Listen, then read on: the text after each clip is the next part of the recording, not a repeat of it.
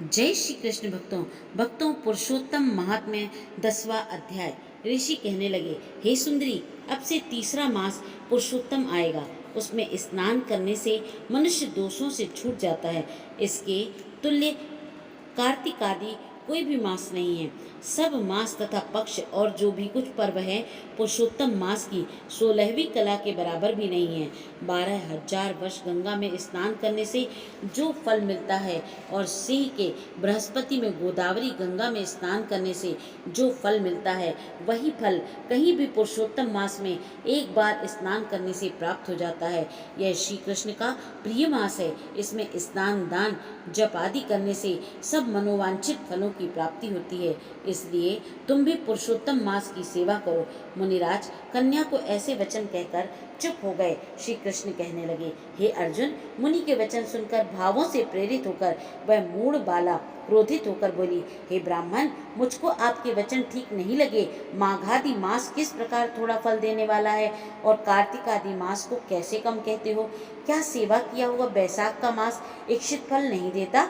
ये तो मल मास सब कर्मों में निंदित है। हे मुने, सूर्य संक्रांति से रहित मलमास को आप कैसे श्रेष्ठ कह सकते हैं भला? इस प्रकार क्रोध से कहे गए ब्राह्मण की पुत्री के वचनों को सुनकर ऋषि का शरीर जलने लगा और क्रोध से नेत्र लाल हो गए, परंतु फिर भी मित्र की कन्या को श्राप नहीं दिया और सोचने लगे कि कन्या मूर्ख है, अपने हित अहित को नहीं जानती। पुरुषोत्तम का महात्म्य जो बड़े बड़े ज्ञानी भी नहीं जानते, तो कम बुद्धि वाले पुरुष और कन्याएं कैसे जान सकती हैं भला? और यह बिना पिता की कन्या दुख रूपी अग्नि से सुलगती हुई मेरे अत्यंत उग्र श्राप को कैसे सहन कर पाएगी? ऐसे उत्पन्न हुए क्रोध को दूर करते हुए और स्वास्थ्य होकर व्याकुल कन्या से कहने लगे, तू दुखी और नादान है, इसलिए तेरे पर मेरा कुछ भी कोप नहीं। जैसा तेरे निर्भाग्य मन में हो वैसा ही कर, और भी जो कुछ तेरे कुछ होने वाला है सो सुन। मैं कहता हूँ, तूने जो पुरुषोत्तम मास का अनादर किया है, इसका फल इस जन्म या अगले जन्म में अवश्य होना चाहिए। क्योंकि तेरा पिता मेरा मित्र था, इसलिए तुझको श्राप नहीं देता हूँ कि तू बालक है और अपने शुभ अशुभ को नहीं पहचानती।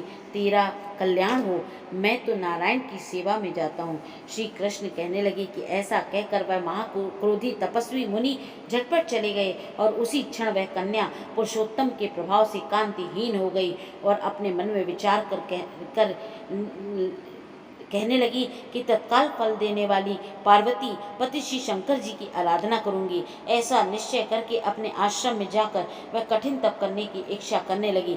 सूत जी कहने लगे कि वह बाला प्रबल मुनि के वचनों को निंदित कर तथा बहुत फल वाले विष्णु और सावित्री पति ब्रह्मा को छोड़कर अपने वन आश्रम में केवल शंकर भगवान की सेवा करने लगी। इति श्री पुरुषोत्तम महात्म्य 10वां अध्याय समाप्त। जय श्री कृष्ण भक्तों।